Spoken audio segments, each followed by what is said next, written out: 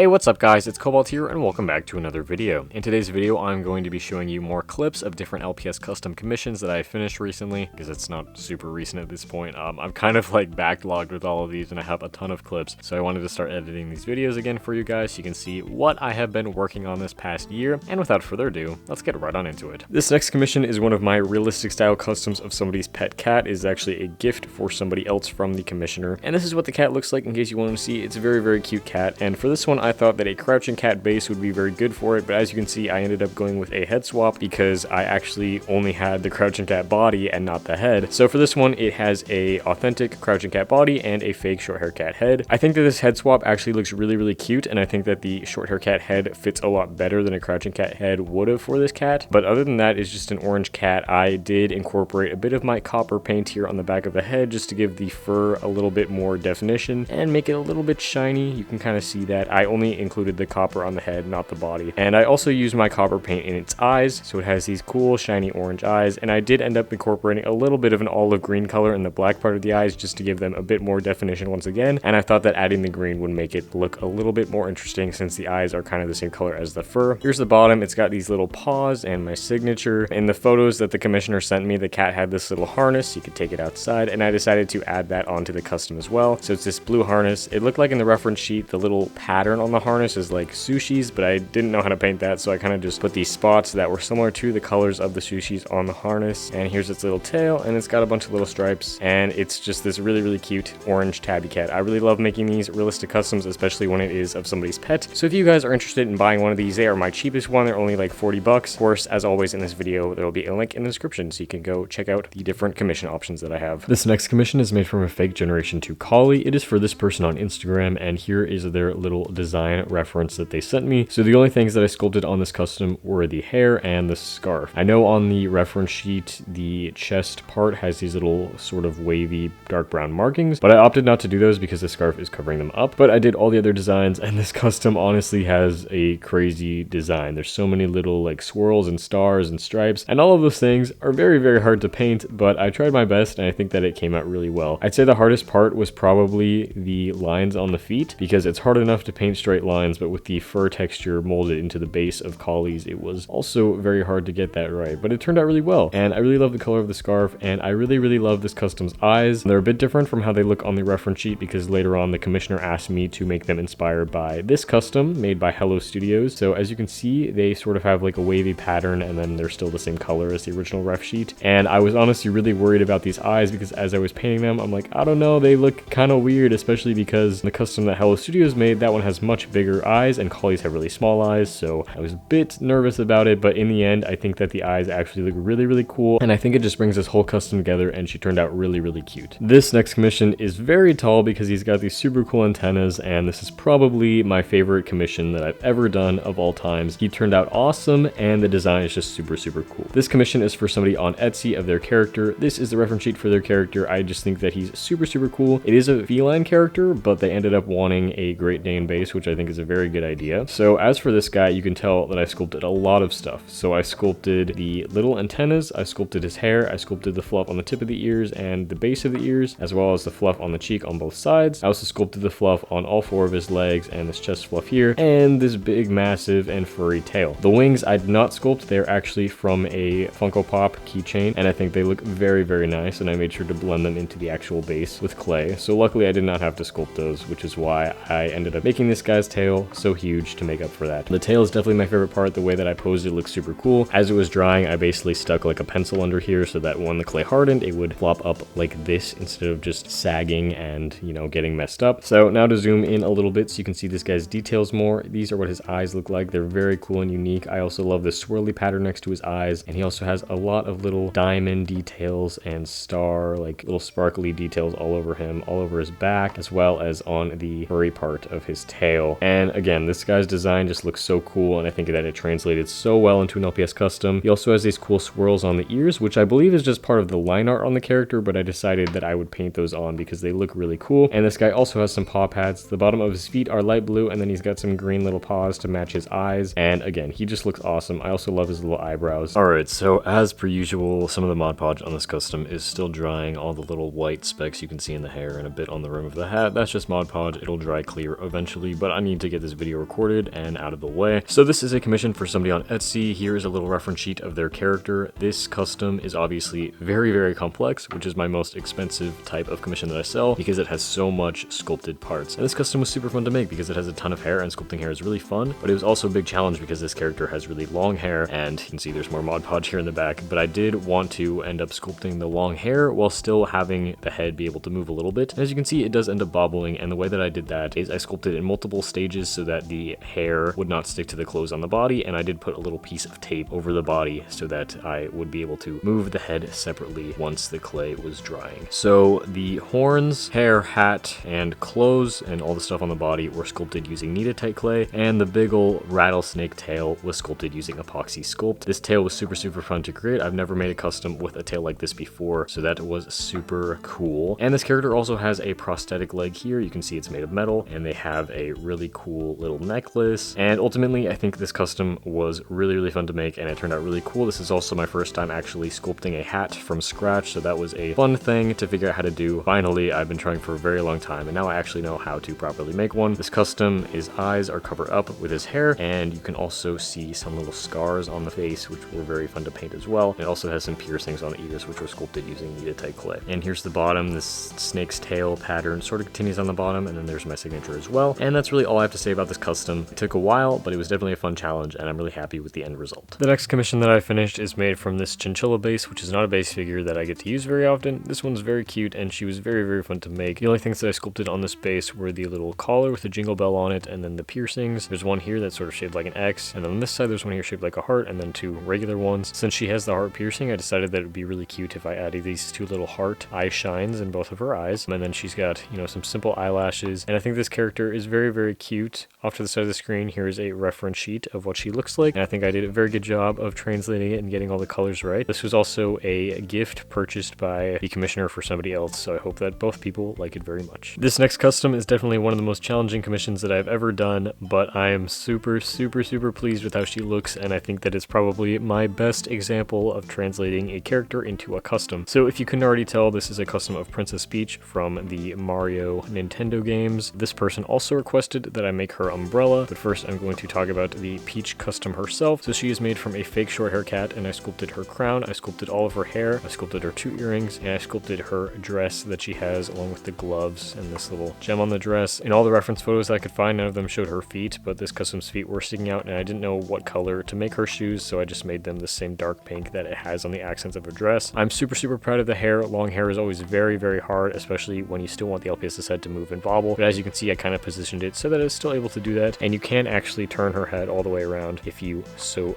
wanted to. And then of course I added this cool golden metallic paint for the crown, and then I made it glossy along with the gem on her dress and both of her piercings, and I think that her eyes look super cool. I referenced the art for the game to make sure that I got her eyes as accurate as I could while still including my own style, and I've never done eyelashes like this before either, so I think that definitely looks cool. And overall, I love this custom. I think she turned out awesome. So now on to the umbrella. I did not make this entirely from scratch. The base actually looked like this. It was an LPS hat glued onto a toothpick, and then I added a bunch of clay on top to give it a more umbrella shape, and then I used scissors to cut out this ruffly pattern, I guess. And then I also covered the toothpick in clay so that it has less of a toothpick shape, and then I sculpted the handle on it, and then I painted it as best I could. This spot right here is just some Mod Podge that's still drying, but I used the same colors as her dress. She can't exactly hold it, but it does sit like this in case you wanted to make it look like she was holding it. And overall, I think that it looked very cool. I hope the umbrella looks good because this is obviously my first time ever making an umbrella, and I tried my best. But overall, I'm really happy with this custom. And there you have it. Thank you guys so much for watching this video and for putting up with all of the different lighting and different audio that each of these clips have. I am so sorry. I'm really trying to be more consistent, at least especially with the stuff that I'm filming back at my house for the summer. But anyways, again, thank you guys so much for watching this video, and of course, I will see you all in my next one. Bye!